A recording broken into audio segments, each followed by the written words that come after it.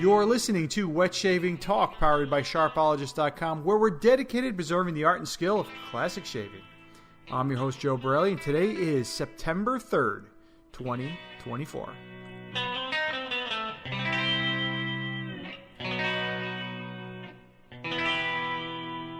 Hello, everyone. Welcome back to the podcast. I hope you all had a great and very festive Labor Day weekend. I know for a lot of people in this country, in the United States, if you are celebrating Labor Day, that is usually the last hurrah before school starts for all the little ones out there. Living in South Florida, school's been going on for almost a month. They start usually in the beginning of August down here, sometimes in the middle. I'm not too sure really why they do that, but here in Florida, they start late, they start very early.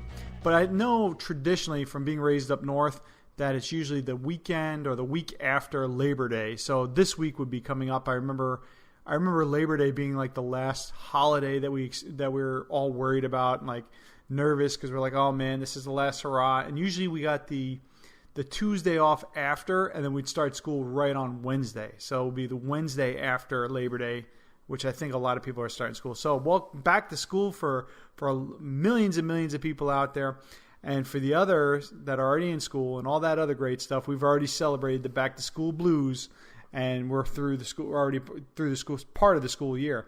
Another big thing, guys, college football started over the weekend, so we got something to watch now, and NFL starting on Thursday, so lots of excitement, lots of things going on. And, well, it's also September, so you know what that means.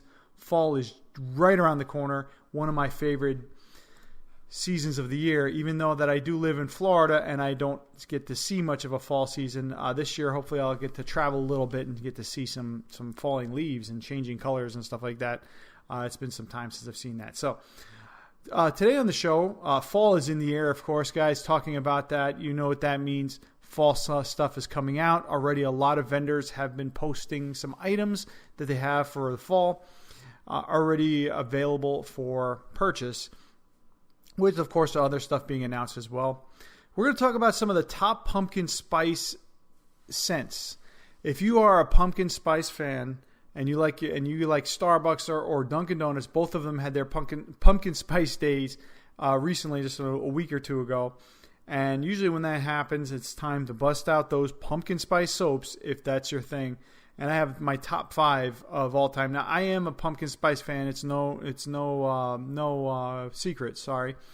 I do like it. I do look forward to it. I guess maybe I'm one of the few people that really does enjoy it. I'm usually make a point of going to Starbucks and Dunkin' Donuts on the day that they do announce it. And I do buy several pumpkin spice scented soaps and stuff per year, and I really like it. I just think I like the fall. I think the fall is a really interesting holiday, and I really look forward to Halloween and all that stuff as well. I do really love Christmas and Thanksgiving as well, but fall for some reason just seems to be like that unofficial holiday, or Halloween is that unofficial holiday to where it's like just the start of the holiday season, start of the kickoff. You know, living in Florida, you see a lot of snowbirds come down. We call them snowbirds, which are northerners that live down here half the time, and then they live up north in States or in Canada the other half of the year, and they usually come down right around October, and that's when you start seeing the stores get busier, the roads get busier. And me being in retail, the stores that I work in, they usually jump by about 30 to 40% in sales. So we start doing our seasonal hiring and stuff. So it's usually it's the start of the holiday season. So with fall being in the air, we'll talk about those top pumpkin spice scents. I had a new article come out. I actually wrote an article recently. It's been a very long time, been well over a year since I've written something. Are vintage straight razors worth restoring? We'll talk a little bit about that. Now, we did talk a little bit about that. We did bring that up a few shows ago, but this is the actual compiled article, and I'll tell you my thoughts on it. Alum Block, more uses than you might think. What do you use your Alum Block for? Or Alum Block, and did you know that there's other uses for it as well that will actually are not shaving related but really work well? I have a couple of my own that I use an Alum Block for, and I think you could call it Alum or Alum. I don't know. I say Alum Block, and I use it for a lot of things as well. It might even help some of the teenagers out there that's having issues with their skin as well, in addition to. So make sure you listen to that part. Very important. And with the fall season coming up, we have the fall seasonal special on the 28th of October. That'll be the show before Halloween. Lots of stuff compiling already. I already started it. It's got a lot going on. Really looking forward to that show. I've got the previous episodes in the show notes as well if you want to listen to it. So without further ado, let's get on with the show. So pumpkin spice season is here. As we all know, it is ready. We are in full-fledged almost fall. This is we got 2 more weeks left of summer. So for those of you out there in the states that you do still have seasonal changes, not like I do. We have summer and we have spring, and that's it. But if you have some seasonal changes, this will be your last chance to go to the beach. Use your summer soaps, use your scents and all that stuff. Use them up now, having some fun with them, because the cooler weather is right around the corner. So some of the top pumpkin spice scents that I like, I put in the show notes here in no particular order. I didn't really rate them number 1 through 5. And I've tried approximately with samples and stuff. I've tried about 14 of them, or 15, I think. And these are my top 5 that represent a good pumpkin spice scent. So here's the first one on the list is Stiriling Pumpkin Spice Soap. They do also do an aftershave and other stuff as well. And now Stiriling has been around since I've started wet shaving. I believe they just came out, or were just around about 2012, 2013. I started wet shaving in 2011 or 2010. I forget at this moment. And they were around, and they've been doing this scent for a long time. I think they've changed the formula a couple of times, but right now, Stiriling Pumpkin Spice is really, it smells exactly like what you think pumpkin spice should smell like. There's no added things to it. It's nothing special about it with that. Like there's no, we didn't add musk or anything to it. It is just straight up pumpkin spice. And if you're drinking a pumpkin spice latte or whatever you're drinking and you shave with that, it pairs very well, and the scent does last with you. So it is a nice sweet scent, so it's good. And that's one of my personal favorites. You have Phoenix Artisan Accoutrements, the Atomic Pumpkin. This one has some other stuff in it. It's a little bit, I think there's like a blast of methanol in it as well. It's nice. I really enjoy it. I think it's, again, Douglas Smythe and Fran over there at PAA, they've been around over 10 years now, I think.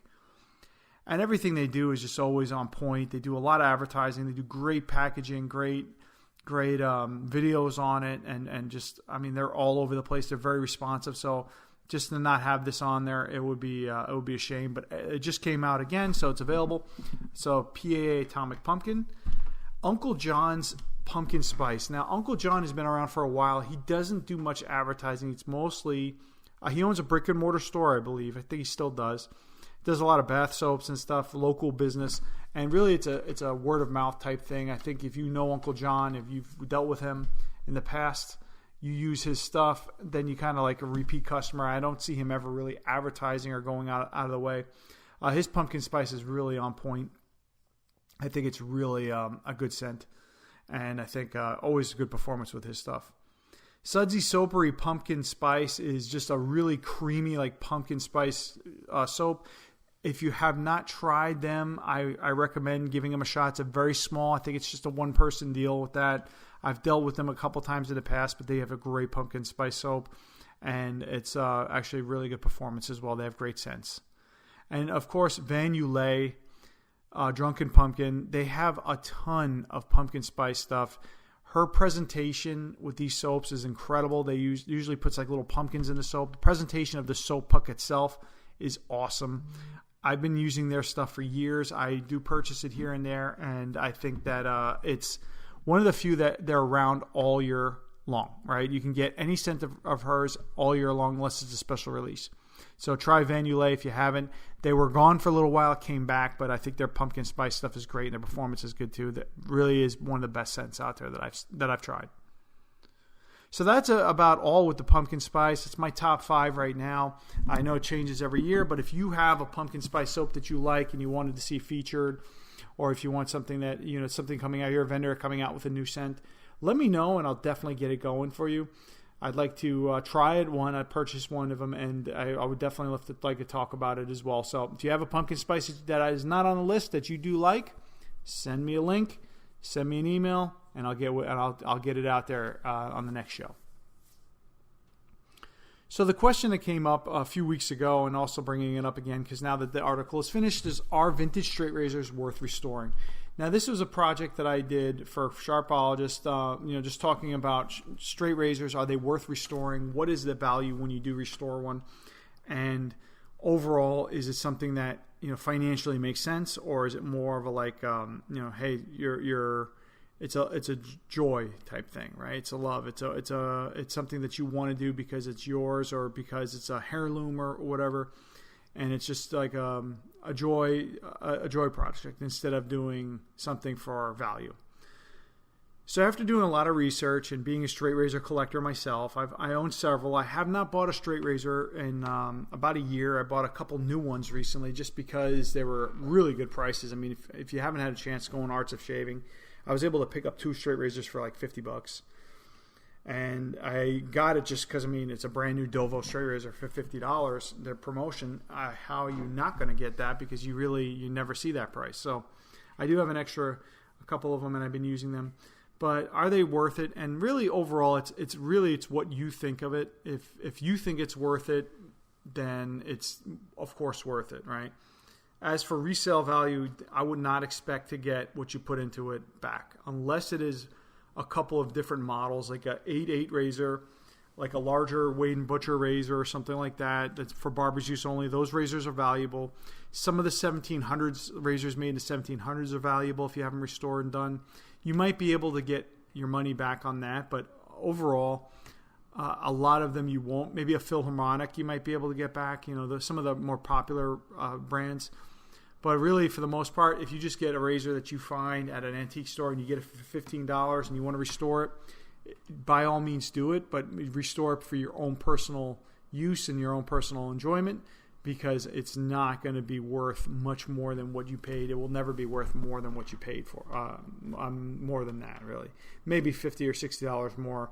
But you're looking at, if you restore a razor, a basic German razor or English razor from the early 20th century to 19th century, you're probably looking around $50 to $80 sold to the right person, right, in the right group. You'd have to sell it on the forum. I don't think you'll do too well on eBay.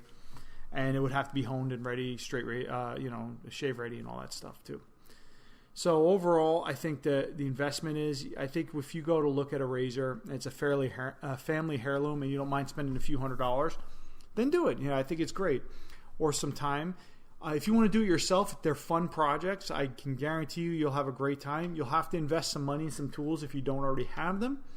Sandpaper, all that stuff. You'll have to buy maybe like a bench grinder for the polishing aspect, put the polishing wheels on it and stuff. Or you can do everything by hand. It's fun. You can do that.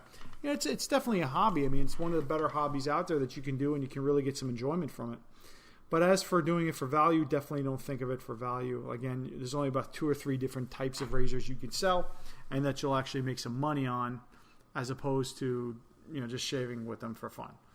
Personally, my personal recommendation is, instead of having a vintage razor restored, I would just have it honed and ready to shave. Shave with it. Put a set of new scales on if you need to. It does keep the patina on the blade. Doesn't look too bad. As long as they're shave worthy, I think they're good. And take that money and buy yourself a heirloom. And what I mean by that is buy yourself a brand new straight razor for $200 to $300 and really take care of it. Make that your heirloom. Buying somebody else's heirloom is great. It's a lot of fun. I love vintage stuff. I do buy a lot of vintage items.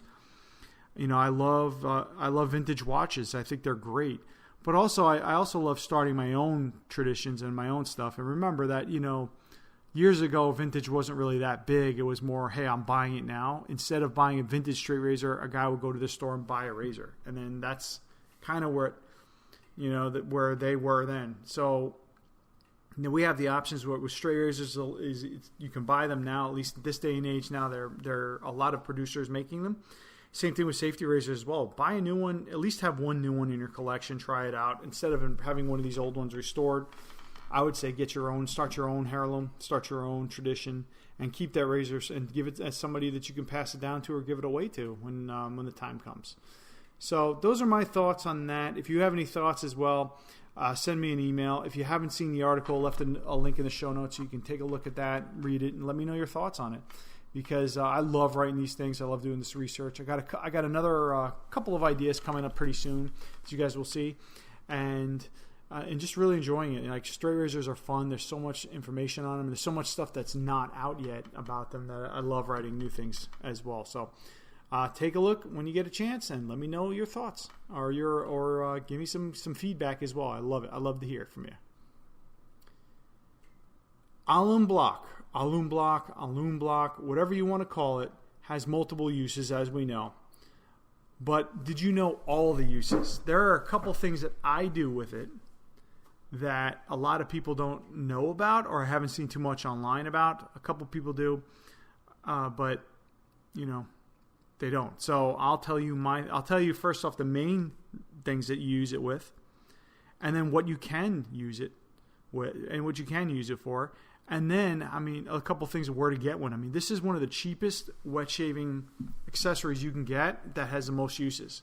You're looking at spending under $20, and I'm saying way under $20. I'm saying most of them under $10 for something that might last years. My Alum Block is over 8 years old. I looked at it when I bought it. I bought it a long time ago. It's shrinking down, but I'm very surprised, knock on wood, that I haven't dropped it and broke it, because usually I break things by then. But I still have mine. I use it every day, and I'll tell you what I use it for after I tell you what it's mainly used for. So what does it do, and what can it do? So an Alum Block acts as it's like an antiseptic for cuts. It can seal a cut. If you cut yourself and you're bleeding, you simply just get it a little wet, wipe it on your face, and it will seal that cut and clean it out. Right? It's kind of like an antiseptic for that. People also add it. They actually add it into aftershaves and stuff just in case to seal that cut and to make sure it's nice and safe and clean. It will reduce irritation. If you have shaved and you're a little aggressive or used a little bit of a dull blade or you just had some irritation, simply wet the Alum Block with cold water, wipe it on your face, and it will help really take that irritation away quickly, right? And then when you're done, let it dry, take a few minutes, and then wash it off with some cold water or a cold rag or a towel, and your face most of the redness will be gone. And it does work. It's like a magical little crystal that works very well on that. So it reduces irritation and will definitely make you look more presentable. Now, if this is really important, like if you have a job interview or a meeting and you just went and shaved real quick and you look kind of like irritated, use this before you go to work. And even if you leave it on and just rinse it off when you get there, before you do your meeting, you'll look 10 times better than you did. It'll take all the redness out. It can be used as a deodorant. A lot of people use it as a deodorant. It can seal up safely. It will cover up the scent under your arms, and it will not clog the pores to where they won't be able to breathe or anything like that. It will eliminate the smell and will keep you from sweating and going crazy. So it's nice as deodorant, antiperspirant, and it's very natural. It's very easy to use. So those are like the three main uses for it. But you can also use it to, or what I use it to, is if you're a young guy or if you're a young girl or an older person, you get a pimple or a zit on your face, right? It can be very unnerving. You might have a meeting, you might have something going on, you might need something, you might not want that on your face. I don't want them on my face. So whenever I get like a little pimple or a zit, I take my Alum Block, I wet it with cold water, and I just rub it over the zit, and then I let it sit overnight. Sometimes I'll put a Band-Aid over it, sometimes I won't. And what this does, it will dry it out, and the next day it'll be gone. It'll almost be completely gone. If you like that movie, My Big Fat Greek Wedding, where they put Windex and everything, this is kind of like that Windex for that. You can definitely put the Alum Block on there like they do there, right? Windex saves everything. Well, when it comes to acne, all of the stuff I've used and having like special pads and all that stuff, special creams, this is the best thing to get rid of a zit or a pimple, whatever you call it, quickly.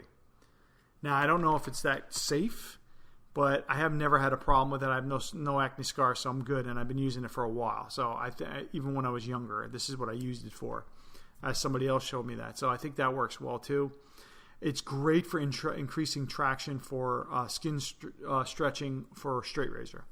Now, I saw this on a few videos way back in the day. A lot of guys like to use this.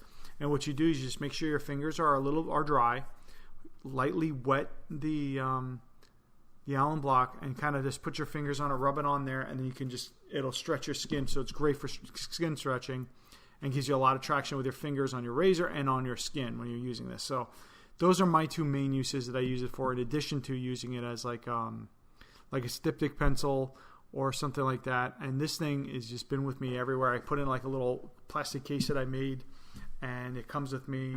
Really, it's used in every aspect of wet shaving for me. So I enjoy it. I think it works very well, and I think you will too if you try it. Now, if there's other things that you do with an alum block, I'm sure there are. Let me know. There's a ton online of what other people do too. Some of them I didn't want to mention because it was kind of gross, like eating it or using it in soup or something like that. And I'm like, no, I'm okay with that part.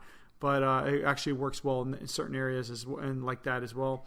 Also, if you have a mosquito bite, it does soothe the mosquito bites, and it will make you feel kind of like take the itch away on that as well. So that's my 2 cents on the alum block. I know I talk about this I think every year or so with this thing, but lately I've been using it for other things as well. So if you have any more ideas or any other uses for this, let me know. joe.wetshavingnews@gmail.com. All right, guys. Fall seasonal special, as mentioned before, is coming up on the 28th of October. I am working on it now. If you are a vendor, if you are or a hobbyist or something, and you have something you would like featured, let me know via email, joe.wetshavingnews@gmail.com, and I will definitely put it in the show. Again, this year I have a special part of the show that will be at their segment of the show. It will be the Fall Hall of Fame. These will be for items that are no longer made, but made a huge impact in the last 10 years of wet shaving. You can take a look at the previous shows from 2023 all the way down to 2016. So many shows, many years. This is, I believe, the 9th year that we're doing this, and the 9th show. So really looking forward to 9th or 8th. Yeah, well, I don't even remember. But I know it's been evolved. It's evolved very much over the years. If you go back in the shows and look, even if you just look at the show notes, you'll see some vendors that are no longer here, and you'll see some releases that were big back then too. I try not to miss anything. Lately, it's been pretty good. So check it out, guys. 10/28/24 is the date. Save it, because that'll be the day of the fall seasonal special. So that concludes the show for this week. Remember, our show is powered by Sharpologist.com, what your father didn't teach you about shaving. Special thanks to Mark, a.k.a. Mantic59, for everything that he does in the wet shaving community, and most of all, you guys, the listeners. Don't forget to check out my blog site, shavestraightandsafe.com, and always feel free to email me at joe.wetshavingnews@gmail.com. And if you get a chance, take a look at my book, The Modern Guide to Straight Razor Shaving, available on Amazon and Kindle. Our next show will be on the 17th of September. Until then, shave straight and shave safe. Bye-bye now.